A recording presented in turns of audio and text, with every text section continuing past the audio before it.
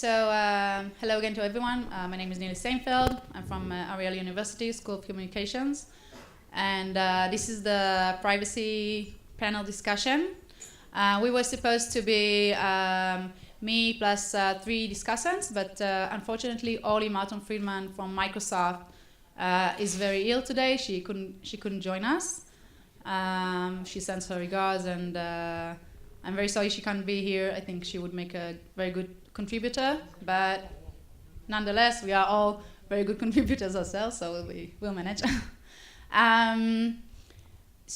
Before I move on to the discussants, I've been thinking about what would I like to bring into the discussion, and something that a word that's gonna come up, I guess, a lot. It already did a few times from the morning. Is the very big concept and notion of trust, and I got to thinking about trust a lot lately, because every once in a while, every few years, there's like a really big trust scandal.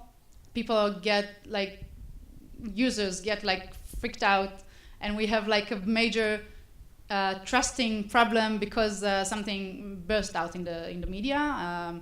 So lastly, it was Cambridge Analytica, and people suddenly started thinking about how can we trust Facebook and platforms. Of course, us academics, we never do, but the public.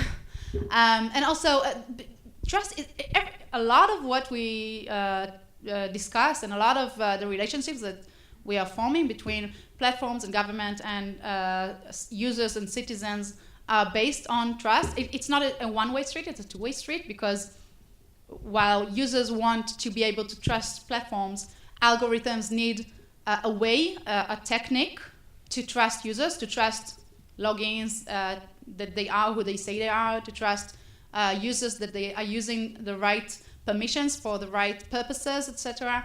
And we put a lot of emphasis and a lot of trust on the trust system. And I wanted to bring this question up.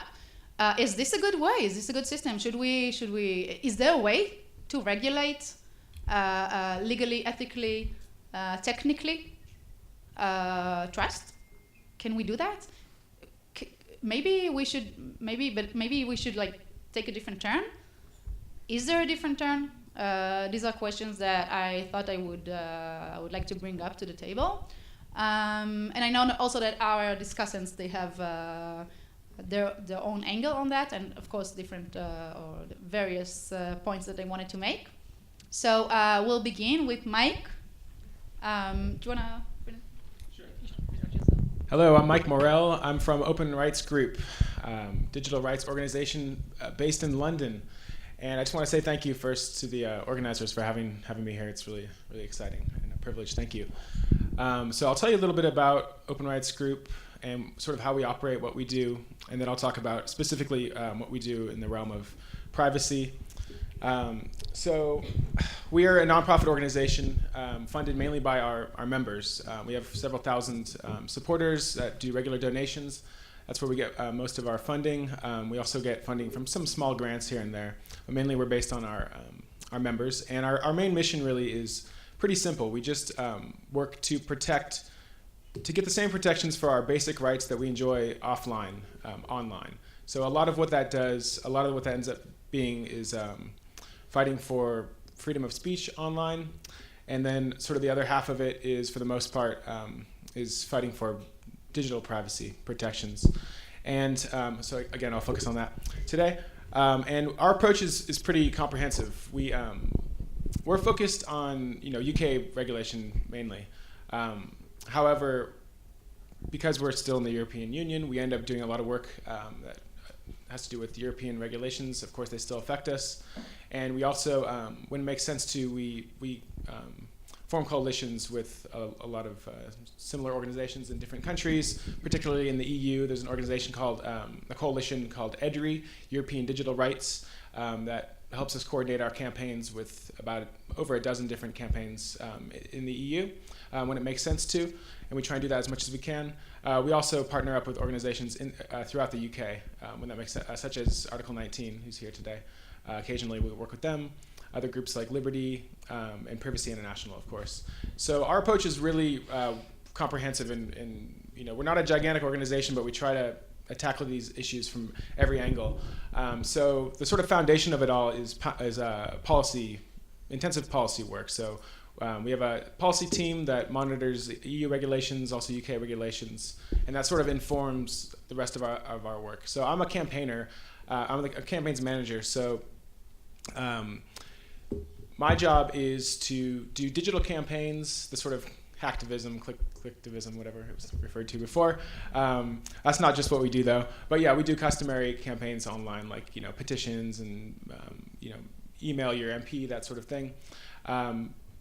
But we also do more, sort of out of the box and creative campaigns online. And then most importantly, we do have a street level presence. So we have about a dozen different local chapters across the UK, from all the way in the south of England, all the way up to the north of Scotland. And these groups meet on a regular basis. They're made of volunteers and dedicated organizers for the most part, and they help support our national campaigns. It's a big part of what we do. So we have the policy team, we have the campaign team, we also have a legal team. So a lot of the times the pattern tends to go, there'll be some form of legislation, we'll campaign for various parts of it, either for or against various parts. If it ends up becoming law in a way that we don't particularly like, then we'll take it to the court, to the government. We'll take the government to court, and we've done that in the highest courts in the UK and also in the EU with our legal team. And then perhaps our most visible sort of presence to the outer world, aside from our campaigns, is we comment in the media on a regular basis. So that's really important. We do that pretty much every week.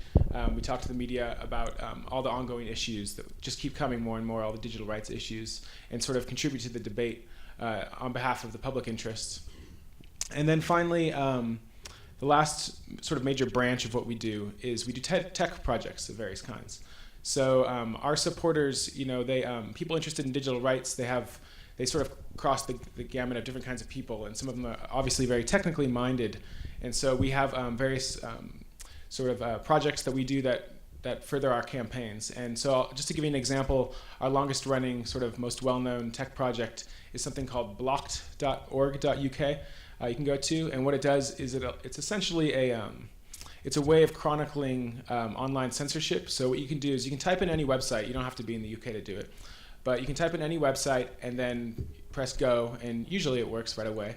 But it'll give you a list of which UK internet service providers, ISPs, are blocking your website on their default blockers. These are sort of not mandatory web blocking they do, but sort of voluntary default blocking. And it affects a lot of different websites. So it's our way of sort of documenting how these sites are being blocked and how effective these algorithms are at identifying material that they think should not be seen for under 18 in this case. And so it's quite interesting. It's sort of a project in transparency and accountability and against censorship. Again, that's more in the realm of free speech, which is like a major part of what we do. But I'll talk more about privacy. So just to give you an idea of what we do on privacy, the best way to look at it is just to look at the last three sort of major acts that have passed in that realm. Go back a couple years, there was the Investigatory Powers Act, which essentially, this has to do, so if you look at privacy, we tend to break it up into two categories. You have state or government surveillance, and then you have what we call corporate surveillance or data protection, that sort of thing. And although they do cross over quite a bit, but for the purpose of this, I'll just make the distinction. So the Investigatory Powers Act was passed in the wake of the Edward Snowden revelations in 2013. There was a predecessor, the Data Retention Investigatory Powers Act, and then eventually turned into the Investigatory Powers Act, essentially legalizing the government's mass surveillance campaign and retention of basically all communications in the UK. And so Open Rights Group was active in campaigning against that act, and then also again in the courts to confront it, both in the EU and also in the UK. There was also most recently the Data Protection Act. So I'm sure you're all familiar with the General Data Protection Regulation that's just passed last month or coming into effect, I should say, in the EU that grants new data protection rights for EU citizens. The UK sort of passed they incorporated that European regulation into UK law via the new Data Protection Act. Although, in general, we're quite supportive of GDPR. It's really a great thing in a lot of ways. The Data Protection Act sort of stripped out a couple parts that we wanted to keep in, and also added some exemptions that we didn't like. So we were very active and still are campaigning on that. Unfortunately, what we didn't want has passed into the Data Protection Act. So again, the next step is we're taking the government to court over this immigration exemption, which essentially creates a second, it makes it so that the new data protection rights earned by GDPR are not universally applied to the population, and that legal foreign nationals living in the UK actually don't have the same data protection rights, unfortunately. So we object that just mainly on the grounds that data, rights are meant to be universal. That's why they're rights, really. And so we're taking them to court over that, and in the process of launching that action. And then finally, there's another act that has to do with privacy that passed in 2017, the Digital Economy Act. And part of the Digital Economy Act, which we also campaigned against, there was a provision for age verification technology that has passed and is being rolled out this year. It was supposed to take effect already, but it's been delayed. And so age verification technology is designed to, for UK internet users have to verify their age if they're going to adult content websites, mainly pornographic websites in the UK. And it's not that the Open Rights Group is against protecting minors from this sort of content, but the technology itself, and again, a lot of what we do, we're not just against what the government's trying to do. For example, with censorship, we're not just against all censorship or against all surveillance, but it's the devil is in the details. In the case of the age verification technology, there's very, very little very guidance from the government or any strict rules regarding privacy. And they're actually having this technology is being essentially outsourced to private companies. So what you'll have companies that are verifying people's age, and you're essentially creating a likely very hackable database of the public's porn watching habits, which is probably not the best idea and sets a bad precedent. So we're in the process of opposing that as well. So that's kind of an overview of our recent actions on privacy in the UK. And I can talk a little bit about the challenges that we face. So generally speaking, so my job as a campaigner, my challenge is to try to distill these tech concepts into a language people can understand. Traditionally, these sort of issues have been it's been in the realm of computer scientists and engineer types, and it's kind of a geekier crowd, that really understands all these issues. And more that's changing because our lives are, the level of digital literacy is coming up generally in the population. But that's because these issues matter more and more to us every single day. So my challenge, I find, generally, even still, is to try to make things like the Data Protection Act or like the General Data Protection Regulation and make it interesting and relatable to people. And that's always a challenge. But I am actually quite optimistic because it keeps getting easier in a sense. Not that it's easy, certainly not. But it gets easier if you just look at the news. It's just a reflection of the times. There are more and more sort of opportunities to campaign when there's a crisis or a scandal. These are opportunities to sort of enlighten people. Things like an election, for example, when it comes to fake news. That's off topic with privacy, but Cambridge Analytica, well, that was related to the election, wasn't it? Is a good example. The Cambridge Analytica scandal, if you're not familiar with it, had to do with Facebook's sort of mishandling of private data to a third-party organization that ended up acquiring 87 million people's data and used it for political purposes, possibly in conjunction with the Trump campaign. That was, that story had broke several times. Excuse me? Yes, and Brexit as well. That's right. That story, it's interesting because it broke several times over the years. The original story came about years ago, really, but it didn't catch, it didn't catch in the media. The original journalist who brought it up and came back to it again a few years later as the connection with Brexit and the Trump campaign came around. It still didn't catch fire right away, but then eventually, for some reason, it caught fire. Because, it's nothing new that all our data is being taken by all these companies, and people tend to know that. We all kind of click agree, and we all kind of have this suspicion that we're being followed. And so it's like, well, why did this particular story break and become such a sort of a opportunity to reach more people? I suspect it's because of the political issues it was associated with. But anyway, so the challenge is to just identify those opportunities when they come up. I mentioned earlier, for example, we were campaigning against that immigration data exemption that treats foreign nationals differently in the UK in regards to data protection. Well, there was, just as that was about to pass last month, there was another scandal. You may have heard of it. It's the Windrush scandal in the UK, which has to do with the government having destroyed the landing cards of a whole generation of immigrants from about 30, 40 years ago. That's now caused a lot of problems for them to remain in the nation. And so, here we were, there's this immigration exemption, or immigration scandal going on. How does that relate to digital rights? Well, this whole immigration exemption having to do with the Data Protection Act was like a digital version of that. So we were sort of able to identify that resonant issue and make the connection to people and be like, look, it's going to happen again. The government's, the Home Secretary lost her job, but are they really sorry because they're about to do a new digital version of it? And so you have to kind of look out for opportunities like that. That's part of the challenge to do that. And so that's a big challenge. One thing I'll talk a little bit about trust issues. Different opportunities they vary across countries depending on the cultural context, the history of the country. My background come from America. We tend to have a less trust in regards to intelligence agencies for whatever reason. So state surveillance, sort of the revelations of Edward Snowden were a bit more, people seem to be more concerned about them in America than they are versus in the EU. And so there's more of an opportunity over there sometimes for progress on that particular side of privacy.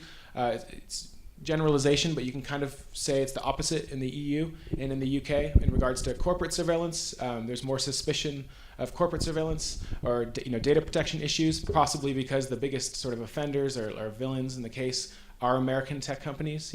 So perhaps the politicians are less reluctant to challenge them, and so that's the reason why something like the General Data Protection Regulation even exists. It's an amazing thing. If you don't know GDPR, it basically allows you to have more control over your personal data within the EU. So if you ask a company, if you close your Facebook profile, you can say, I want you to delete all my information. Now they have to do that. It's not just a matter of asking, and you can't just get rampant emails or get subscribed in sneaky little ways. It has to be a clear process of affirmatively opting in to subscribing, that sort of thing. Those protections, the EU has now set a new standard for that, and that's something I didn't see that coming in America for a long time. And so, because of the international interconnected nature of the internet, sometimes when something good happens, it's not all just the negative things like fake news. Something good happens, it can spread to another country because of the internet. And so in this case, GDPR is making a huge impact internationally, certainly on American tech companies. It's going to be pretty hard for them to have a totally different way of addressing their non-EU customers or users. And so it's likely that those protections are going to start to cross over. Just last week, I think it was, Apple's browser, Safari, now has been upgraded to, it allows you, I don't know if it's available yet. I think they may have just announced it. It may be available, but it'll allow you to, at the top of your browser, it'll tell you how many trackers, how many cookies, and where they come from.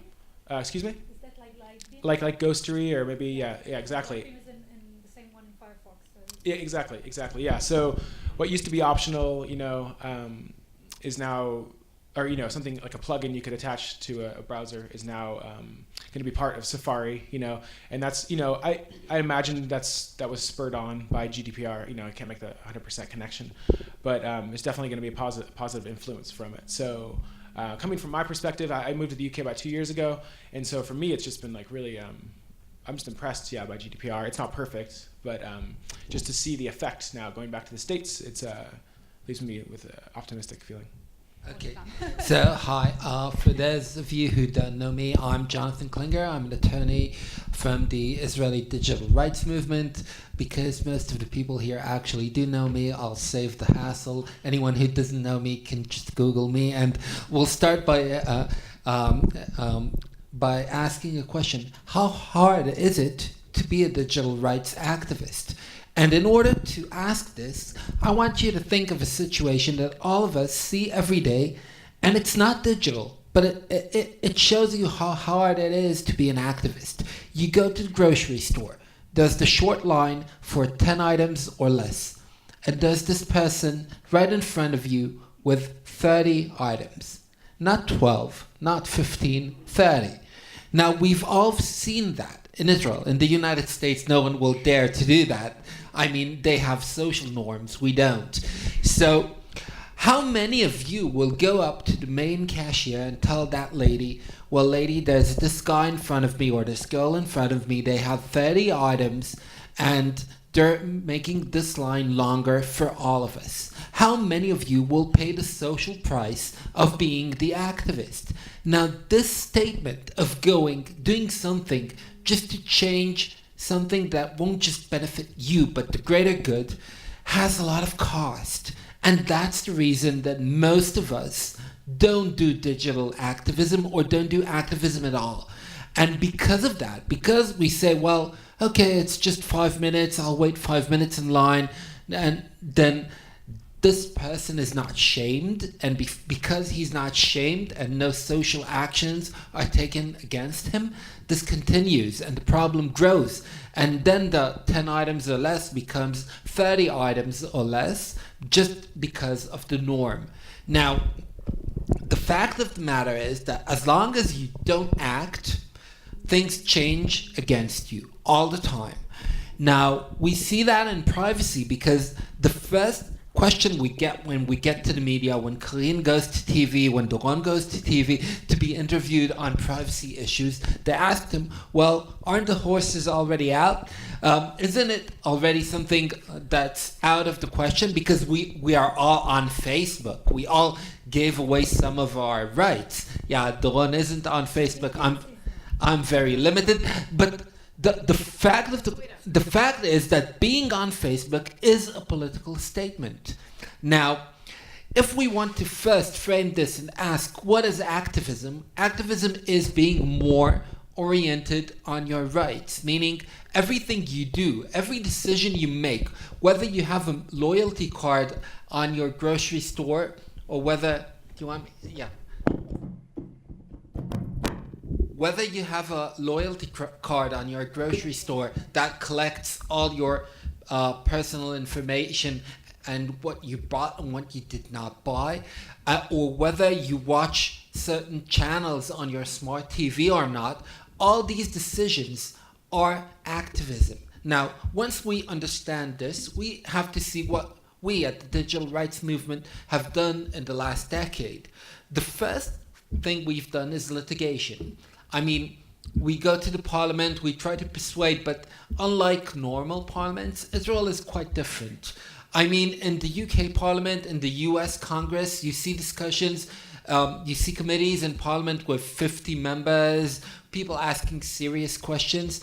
In Israel, decisions are not being made in the same way. They're more politically oriented and they're not data-driven. I know that a lot of places say, well, our decisions aren't data-driven, but if we go to our main campaign, the biometric database, there are a few questions that data would have solved. But once you see the data, you see that a lot of acts aren't required. Let's go to the UK censorship. And it's not really censorship because it's not coerced. You can go to other operators there. But the first question is, what is the amount of exposure that minors have to pornographic websites? Will censorship on the ISP level work? And how easy it is to circumvent this against what are the social costs? These are data that cannot be, you can't pass a law without them, but in Israel it does. So once we're done going over that, we went to the courts against the biometric database. It took 10 years since the idea came into mind and the bill came into effect, 10 years after we went to the Supreme Court asking to quash the biometric database. We're currently in discussion. But litigation is the last resort of activism. Why? Because if we want to litigate privacy violations, we can either go against acts, bills, laws, or we can go against corporations. And in Israel, doing a data breach notification procedure is kind of optional, and we don't know exactly when was our data breached. So if we want to litigate, we first need to be aware of the information. So let's assume that we were made aware of a data breach in website X. Now, once we were aware of that data breach, we want to go and litigate. Well, we can't sue for damages without showing actual damage.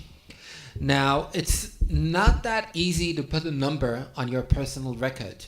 How much is your phone number worth to you? How much are your browsing habits worth to you? And how much can the court estimate it? Both Yoram here and Doron Ofek did try to put a number in one of the cases in the Israeli courts where the people who stole the national census database were tried for stealing it. And I think the number was 200 shekels per person or something. Doron did give a number. It was in the hundreds per data subject. Now, that's in a case of a big government database. What will happen when your hairdresser, when your grocery store has a data leak?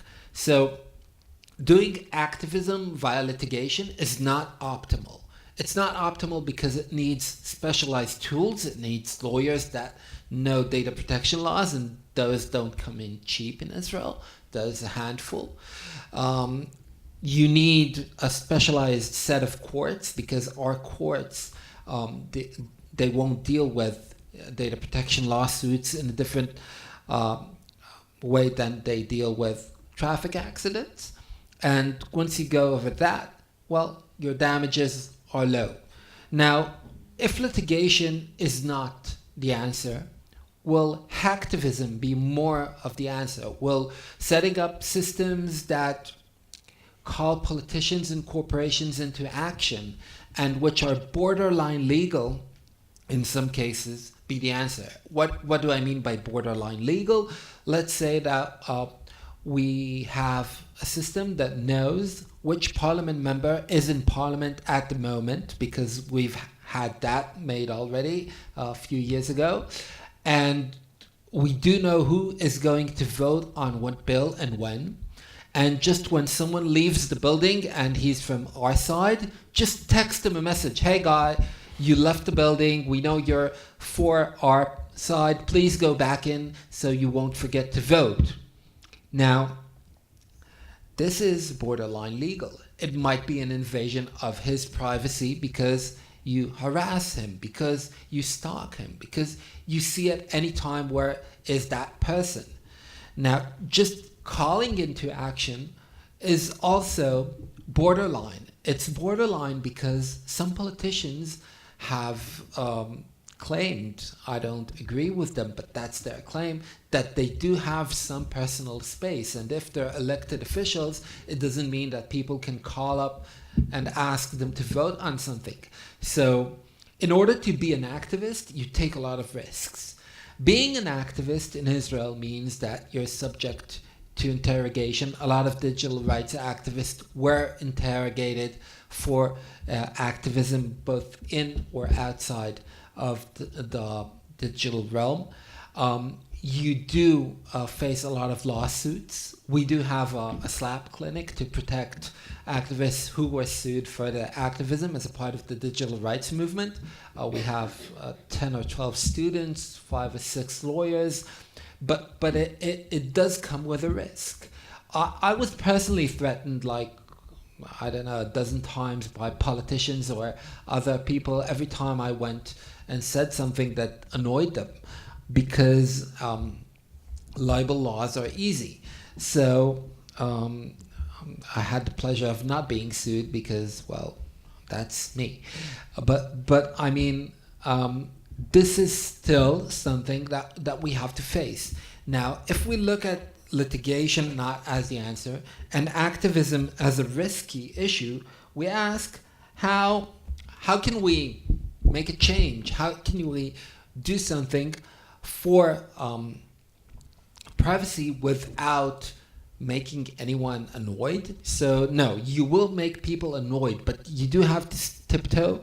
But there are 2 simple and very important ways you can do that without being more than just a troll. And the first is to use the right to review information, both under the GDPR and Article 13 of the Israeli Privacy Protection Act. And that's your right to review what personal information is stored on you.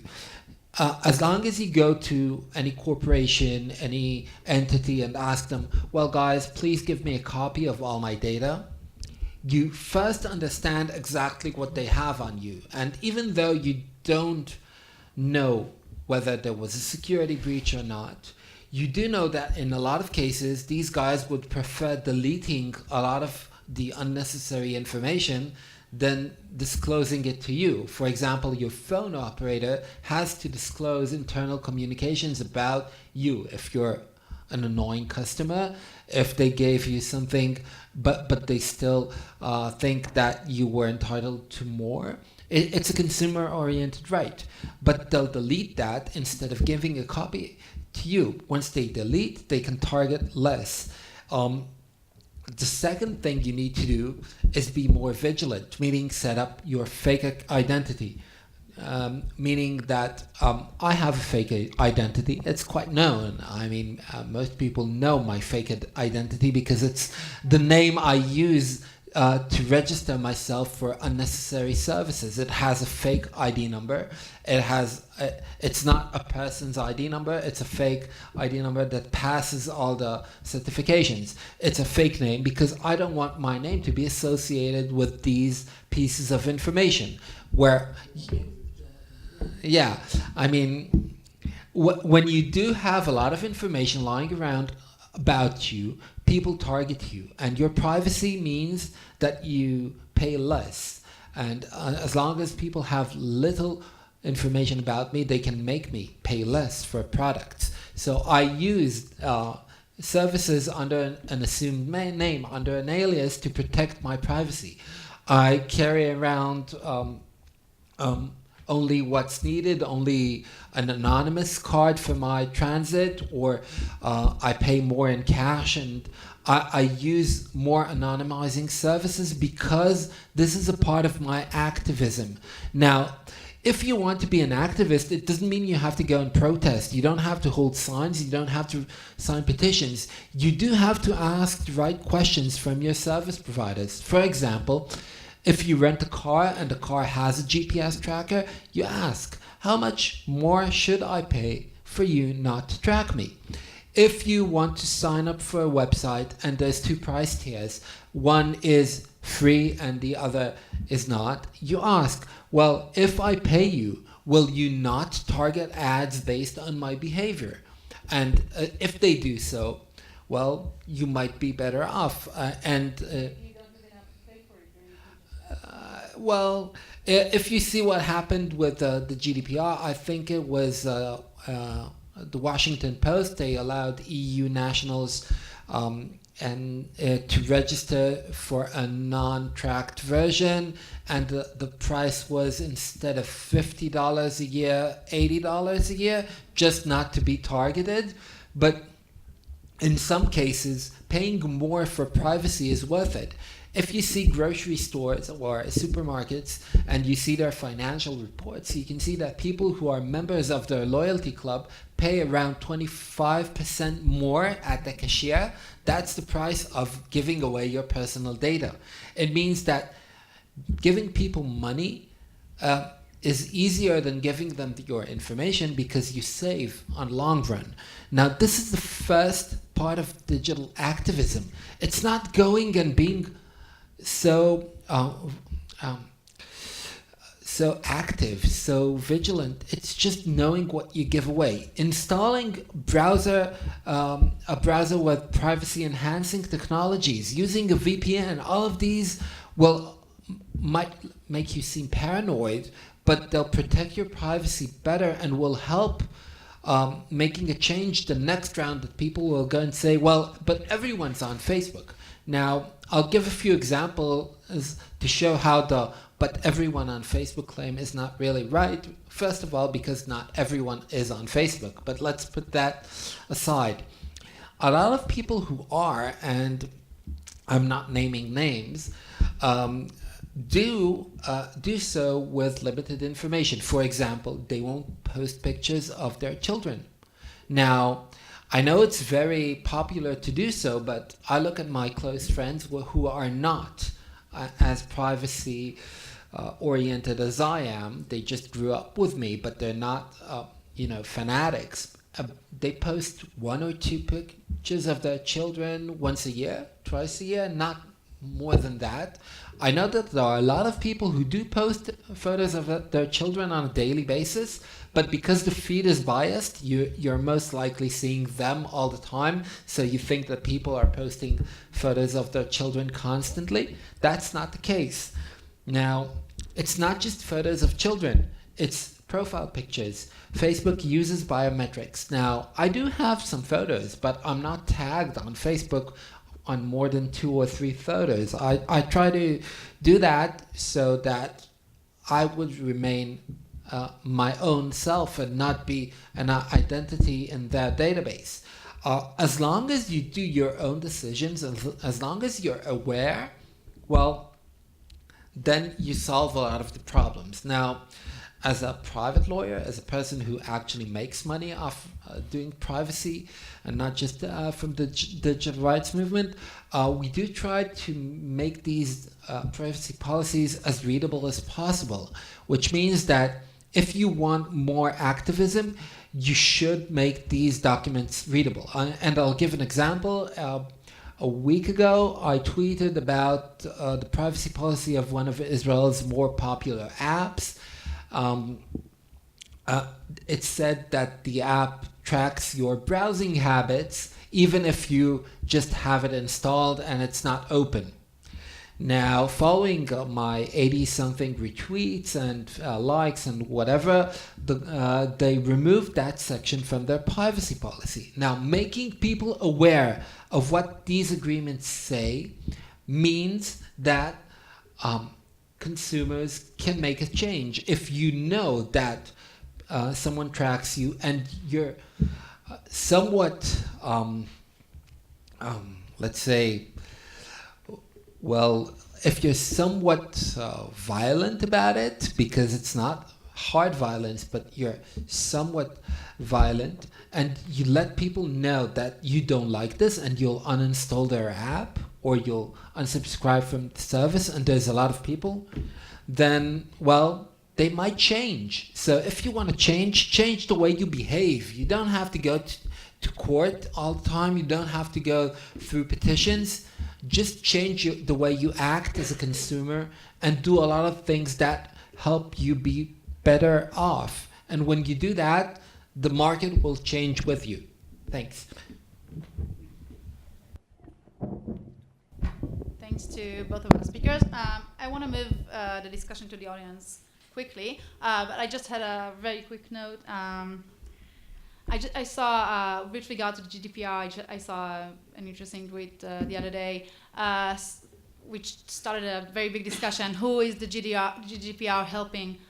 Is that like the regular users, or is that just only like privacy advocates and lawyers that are now going to make a lot of money over privacy statements not being compliant, or big corporates. Well, yeah, a lot of there's a lot of jumpers on this, Karen. But I'm thinking that if privacy advocates and lawyers and organizations, etc., are gonna use GDPR to, as Jonathan just said, to target companies and make them change their statements or their policies, then it's again the public or the greater good that's been that's gaining from it.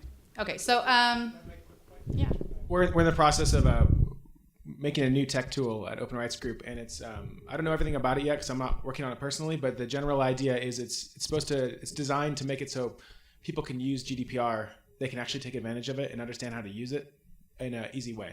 So you don't have to be a lawyer to understand how to actually use it. So we're in the process of doing that. And then I was going to make another recommendation in terms of because we don't really have a strong resource on our website. It's like a definitive resource of what you can do to protect yourself in terms of privacy online. But if you go to tacticaltech.org, which is a great organization based in Berlin, they have a really great website that can give you a lot of practical advice on how to just protect how to get VPNs and all that sort of thing. Tacticaltech.org. They're great. One with the privacy lab, they had this. Yeah, I think so. Yeah, they did the glass house. Yeah, the glass house. Right, yeah. They're awesome. okay. So we'll begin with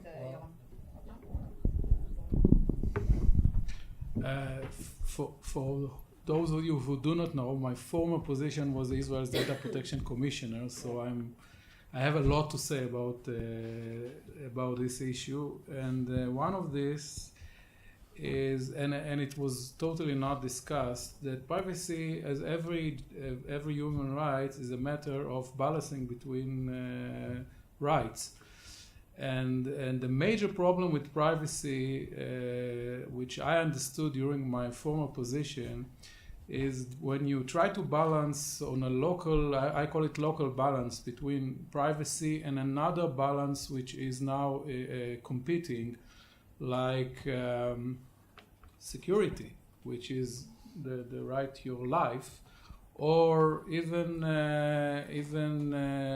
the right to property, which is basically if you do all kind of things which related to money. So in most of the cases, the balancing between privacy and the right and the other right will win. If you do it just on this specific matter, then you say, okay, it's just privacy and it's not that hard, and we do not understand what privacy is it anyway, and we see the value of the other right very vividly. But then when you look at the full picture and you see that, okay, we balance that versus security, and that versus health, and this versus, and then the picture looks very bad.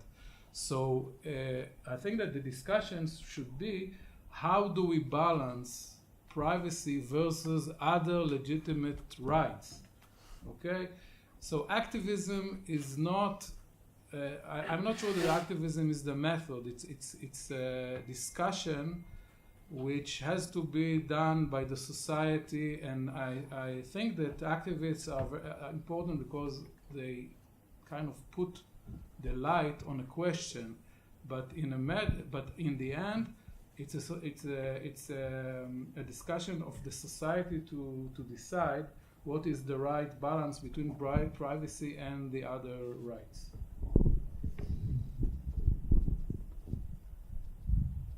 Yes, questions or comments from the audience? I'll just, I wanted to take on the comment from Yoram. So I think that privacy has a branding issue or problem because it's perceived as an individual right. So if it's an individual right and all other rights are social rights, then we have a big problem. And I think that the understanding privacy as a right of the society or as a forming concept that forms societies and the inherent concept for democracy is crucial. and especially in Israel, where you say the word security and everybody bows, it's a problem. And when you talked before about differences between the U.S. and Europe. I'm not a lawyer, but with my very limited understanding of Israeli legal culture, I think we're basically more similar to Europe. Yeah, but then you bring up in the privacy discussion, you bring up security, and then we're all about just dismissing the whole concept of privacy. Giving up on it. Yeah, as a total. So. And by the way, I'm not sure that privacy is more strong in Europe than in the US, I have to admit. GDPR, I don't know if you know, but there was research being done a few years ago called Privacy on the Grounds. And I can tell you from my own experience, I went to the Commissioner Conference in 2007 in Montreal, and I met a lot of chief privacy officers from American companies, and there was none from European companies. So I said, and there are a lot of European companies who are processing a lot of information. So like the European directive before didn't have any enforcement powers, and the Americans were afraid because of liability of tort. But the Europeans were not afraid at all, and most of them ignored privacy totally. Now the GDPR, and you see the discussion in Europe as well, because of the enforcement powers that basically were focused on Facebook and Google, European companies are now treating privacy much more with thought than it was before. So this discussion about Europe and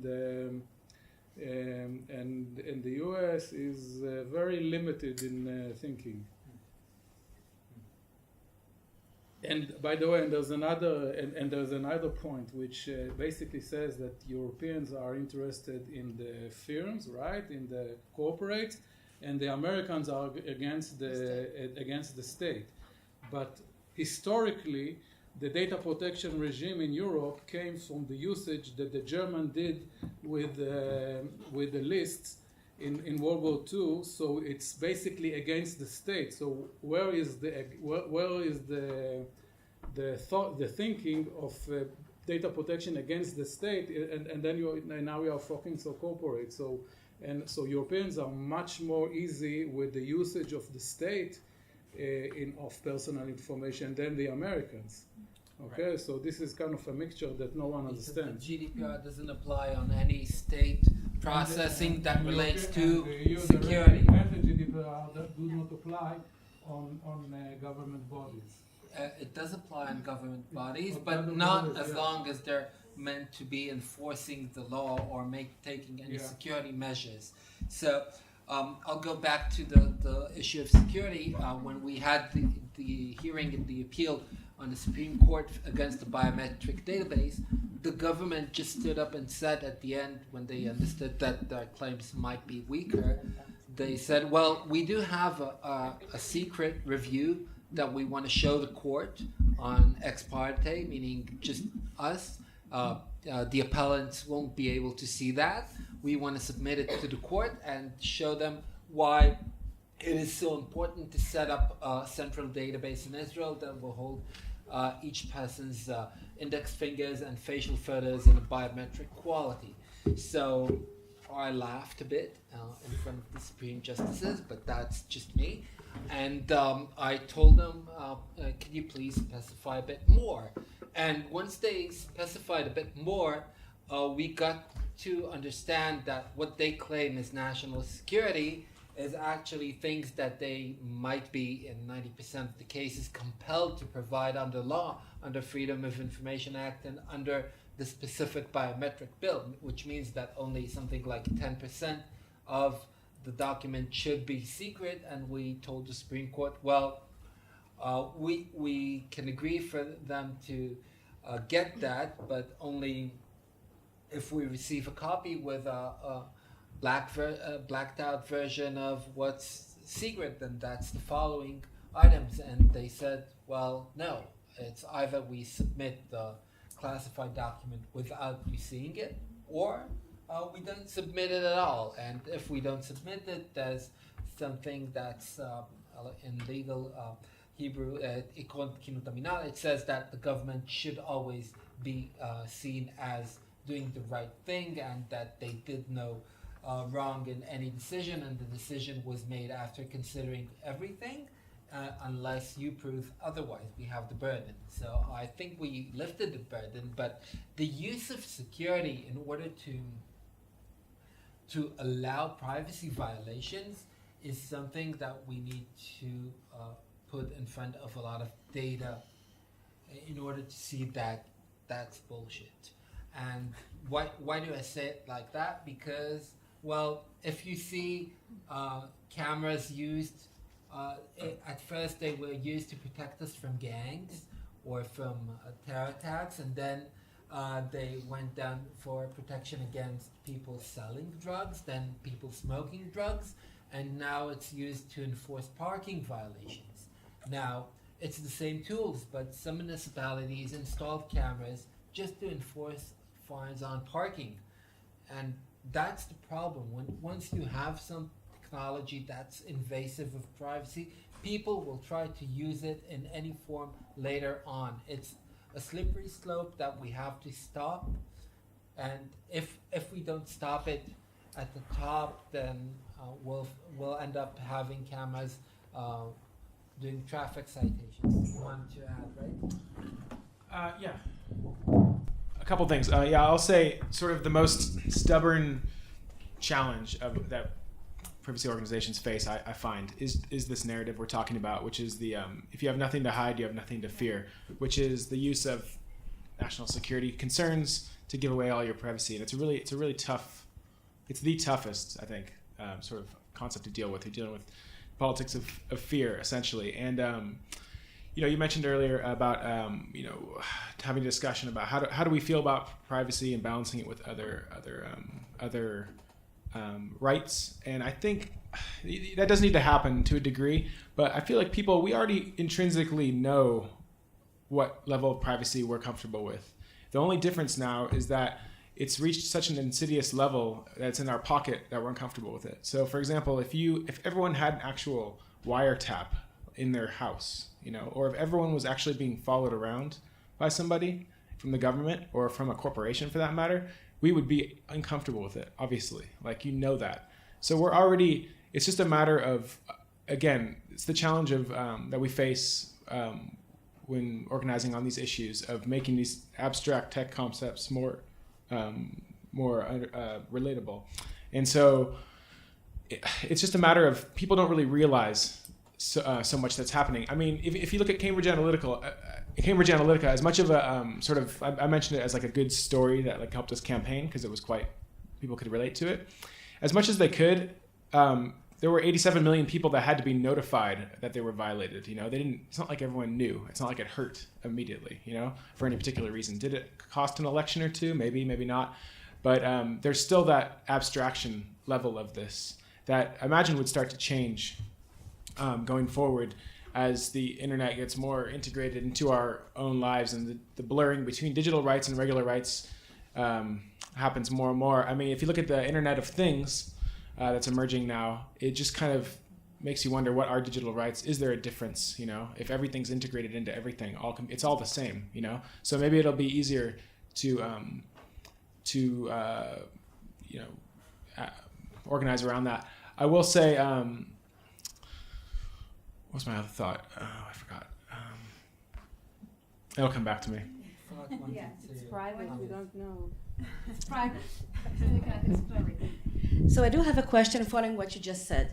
So you mentioned how the Internet of Things in many ways might help people understand more about privacy, right? And the violations of privacy and be more aware of privacy. But then I'm thinking about, Jonathan, what you were saying. You described the whole way of life, which is really extreme in terms of activism, right? Really extremes in maintaining. Extreme is doing what I do. No, I know. This is exactly my point. This is exactly my point. You are living in your day-to-day lives, and we're talking about extreme example of privacy awareness, which is cool. My brother is like this the same way. Yeah, me too. But my question is, like, how do you deliver this information back to the public? How do you make sure that other people, and not just yourself and your fellow activists and, you know, the people that you already are, that you know that are already aware of these problems, how do you deliver the information back to them? I mean, how do we make the public, in the broadest sense of the word, more aware of these privacy violations? Well, usually we use the media, not Facebook, but actual media, which is mainstream media. We have a great communications director, Nili. He does the PR for us, and he helps us get into TV almost on a daily basis. But putting that aside, we do have cooperation from a lot of other organizations that do help us spread the word. We don't trust social media as a communication channel because it's so biased. I mean, we do have a Facebook page, we do have a Twitter account. I do have both, but I also have my own blog where I believe that even though my traffic is a bit lower than I can get if I'd post only on Facebook, I have full control over my content. Yeah. So I know that having a different perspective of ownership and having to own my own domain and own my own blog costs me in these matters, but mainstream media picks up on our stories because we deliver good stories. We find these good items that make people interested in digital rights, and it's either if it's consumer rights, meaning how to get cheaper flights just by anonymizing your browsing habits, or if it's something more relatable like a hack that was in, I don't know, some restaurant ordering site or something like that affects everyone. So you have to have a lot of channels, and you can't trust one channel. If you have trust in one channel, you're prone to censorship. So we get a lot of flack at Open Rights Group because we do have a Facebook page and a Twitter account, and we use it every day. And it is a trade-off, and I understand completely where you're coming from, and don't always have the best answers. The alternative is using a more esoteric but more authentic or privacy-oriented social media network, and we want to do that, and we intend on expanding to essentially have both and offer people those alternatives. But for the time being, the question is, it's a trade-off. Are we going to reach more or less people? Are we going to not use Facebook and walk the walk, so to say? But I feel like we strike a good balance because we will be extremely critical and even do like cartoons of Mark Zuckerberg and whatnot, criticizing him directly on his own website. So there's a way to kind of do both ways. But no, of course it's not perfect. I did remember my point from before, and it was to address just a kind of a closing statement on that. Nothing to hide, nothing to fear concept. The truth is that that narrative is not going anywhere anytime soon, and I think a good sort of general rule that should be acknowledged. This is me personally, not Open Rights Group, but is to think about it as like a checks and balances, and just think whatever surveillance capability you're giving your government, especially in a democracy, it doesn't have to be a dictatorship, especially a democracy. Just assume that whoever you didn't vote for is going to be in charge of it, and is it going to be weaponizable, or so it's a checks and balances essentially, because in the UK they have some of the most advanced, if not the most advanced, surveillance capabilities the government uses in sort of Western democracies, and this technology gets exported all over the world to different countries that use it in very harsh ways, and it's like an arms trade essentially, and it's important to think about it that way, and we try to make people think about it that way. So for example, when Trump got elected, we ran a campaign just trying to highlight, we'll be like, because of the Investigatory Powers Act, he can have access to all the UK's surveillance. He can he's in charge of the sharing that goes on between the intelligence agencies, theoretically. So is that really what you want? Is that okay, with whoever is in charge? Like, just think about it that way. Hopefully that can get some traction. So the first question I wanted to ask is how we were talking about privacy as a human right, something that we need to balance. It could be either with other human rights or with other values. Israel is well known as a startup nation, and as so, sometimes we as activists hear the mantra of you can't stop technology. It's not like we don't mind, but it's privacy versus innovation. You want to stop innovation, and how dare you do that? And I think we hear that especially from politicians, usually from digital ignorance. And the question is, how exactly do you cope with this kind of a claim? That's the first question. The second question is, what about I would say public versus private privacy violations? For instance, when we went to the Israeli parliament a few weeks ago, I think Jonathan was with me at that discussion. We wanted to talk about creating a huge data set by the Israeli police of specific location of any emergency callers to 911 and so on and so forth. So one of the ministers told us, how dare you come talk about the government when Facebook is doing so and so? So the question is, how exactly do you cope with this kind of this set of claims? And then I want to refer to what you've just said about try to imagine what happens if the people you didn't vote for are going to be in charge of the systems. So again, with a kind of a twist about this claim, sometimes it's not politicians who are going to be in charge of such platforms or systems. It's public officials. It's not people who are being elected in democratic elections, and those people come to us and they're quite emotional about it, and they ask us, "Don't you trust us? How can you not trust us?"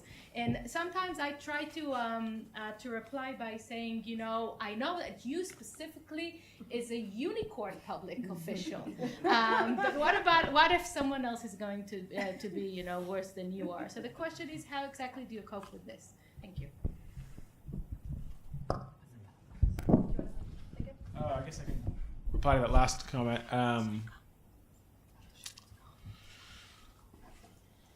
I think you handled it just fine, is to say, well, if it's not you, I mean, of course, it's not to demonize anyone in the government, but it's just a matter of,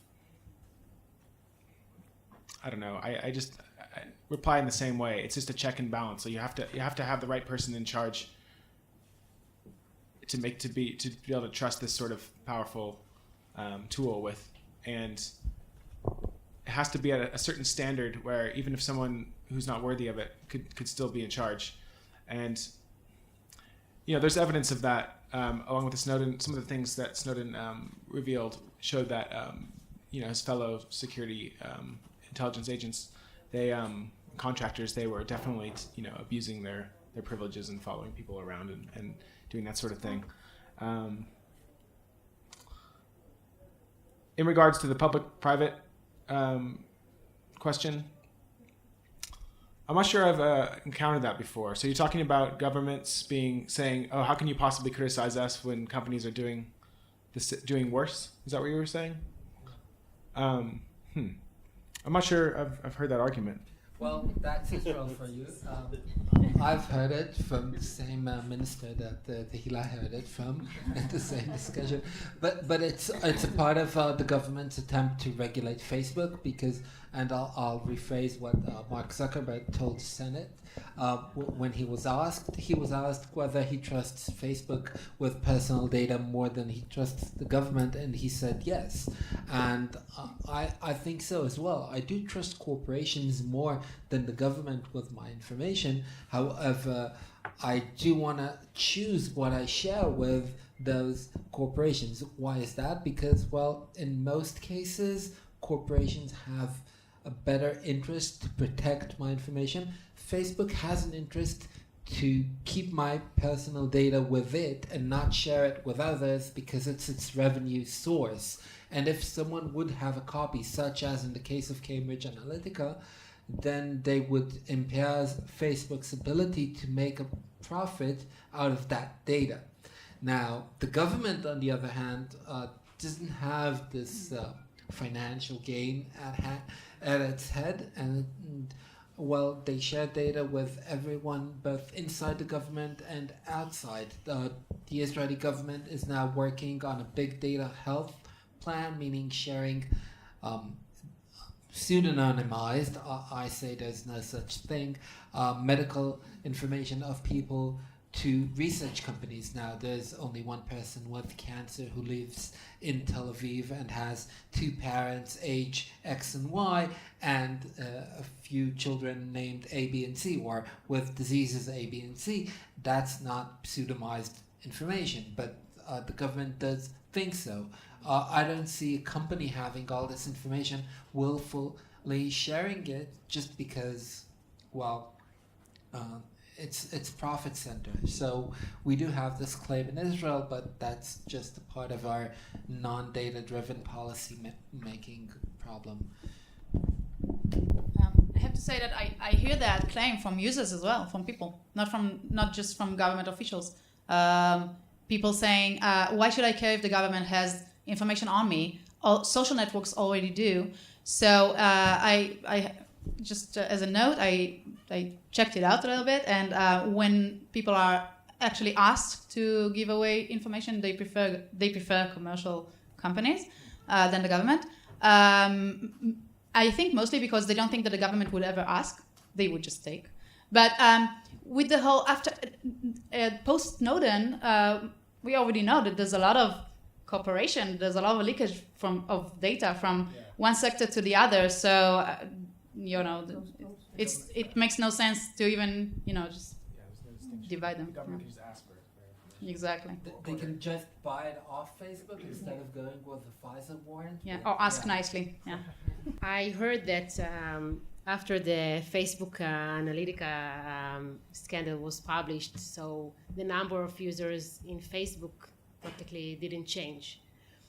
So that's on the one hand. And on the other hand, there's a lot of this kind of a discussion now about the issue of the digital expertise divide. The fact that, like it was said here before, that most of the, I don't know if most of the public, but a big part of the public is not even aware to the privacy infringement that is, and the private information of each user that is held by the hands of private companies.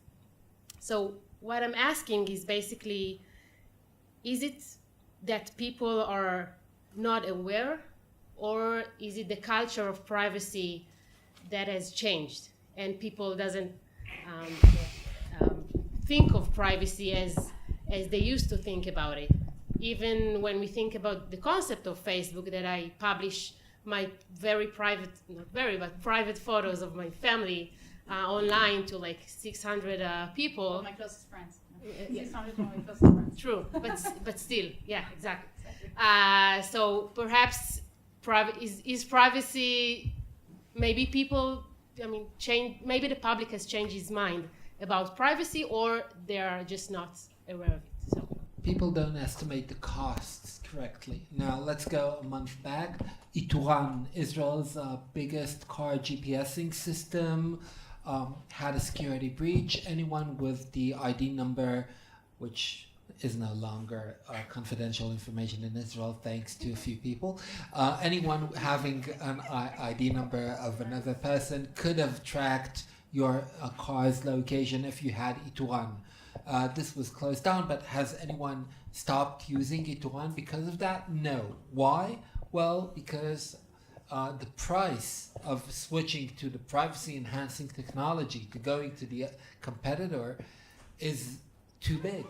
The same with Facebook. You can be angry at Facebook, you can be mad, but the price of closing down your Facebook account and not having the social context for a lot of things that go around is quite high. I want to close down my WhatsApp account, but I can't. I can't because people keep contacting me via it. And as long as people keep sending me messages in that method, I can't close it down because I'll miss out on work.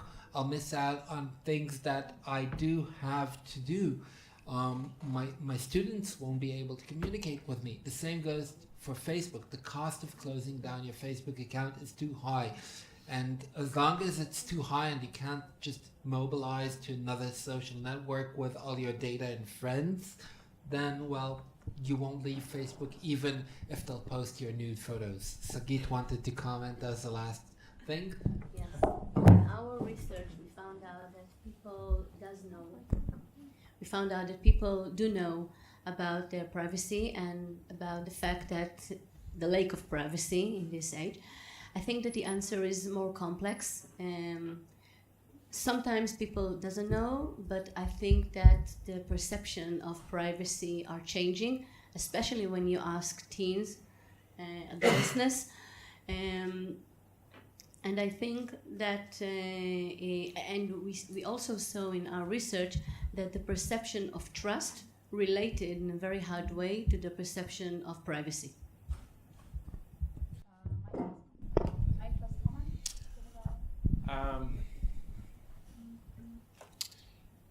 Yeah, I think it's a shame that if that concept is changing especially amongst younger populations or generations, and if they have the sort of assumption that it's inevitable that you lose your privacy, I think that's really terrible. Because privacy, it's power, really. We don't really think of it that way, but it's a form of power. And when you don't have it, you lose. You're giving away some of your power. And those that have sought to dominate through surveillance, whether it's corporate or government surveillance, they always, knowing what you're doing, knowing things about you, that's the first step of gaining power over you and making you powerless. And especially in a democracy, that's a problem. It can have a really chilling effect. If the next generation does lose that concept, it's a huge loss. So we started optimistic and we're finishing very pessimistic.